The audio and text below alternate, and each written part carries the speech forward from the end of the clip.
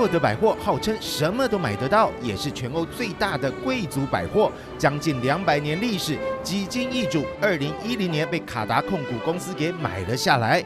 极尽奢华的内装，不够高贵还不敢进门。但我们走上没有电梯直达的6楼，据说只有口袋够深的人才走得进来。英国 Harrods 百货公司6楼有全世界最顶级的香水，世界各国富豪在这里还能够定制个人的香味。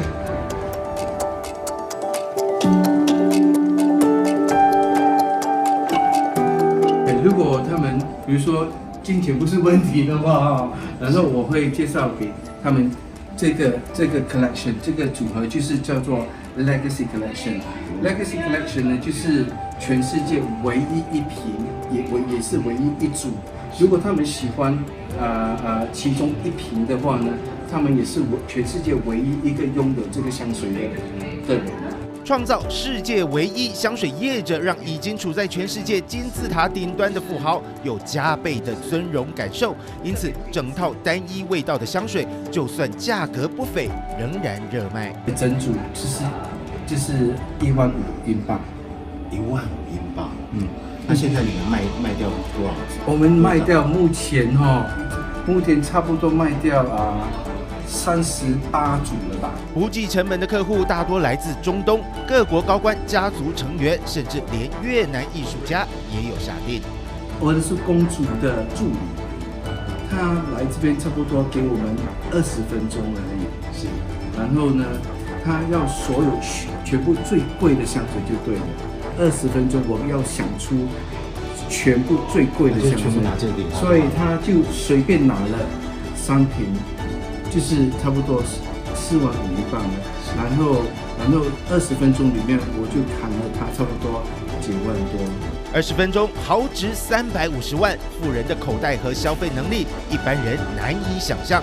不过会来这里的客人也不是只追求贵就好，还是有不少人重视品味。戴安娜王妃曾经用过的香水，过了20几年，还是有不少死忠支持者。他穿上他的那个婚纱照的时候，然后他拿出一瓶香水，然后不小心洒到他的他的那个婚纱。靠个很多中东人，很多香水喜欢香水，他们都不会读出来，他们就会说 Diana 香水。客人登门就已经闻到满室芬芳，就算不买也已经迷醉。但我们好奇，难道真的没有我们买得起的平价版香水吗？然后很适合夏天，对，这是非常夏天的感觉。然后呢，这个是375磅，还好。一如哈洛德的贵气形象，能够进驻到6楼香水沙龙的品牌，都是在全球精挑细选后脱颖而出。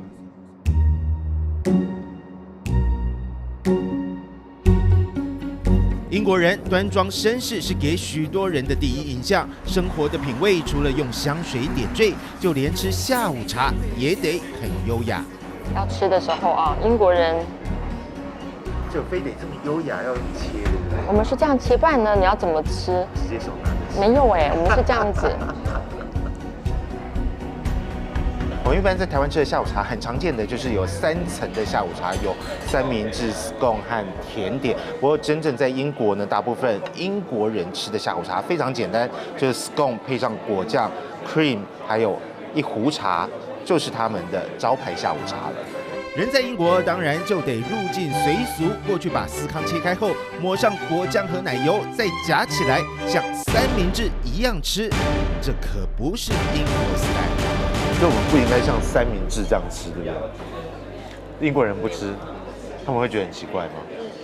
为什么？可是这样吃很方便啊。我连单独这样拿也不会耶。我们豪迈的吃法，可让旅居英国多年的艺术家给吓坏了。试着拿起刀叉，把司康切小块品尝，看起来还是别扭。原来优雅真的不是人人都行。英国过去号称日不落国，尽管经济优势已经大不如前，但英国人坚持的典雅高贵生活，流传了数百年，依旧不变。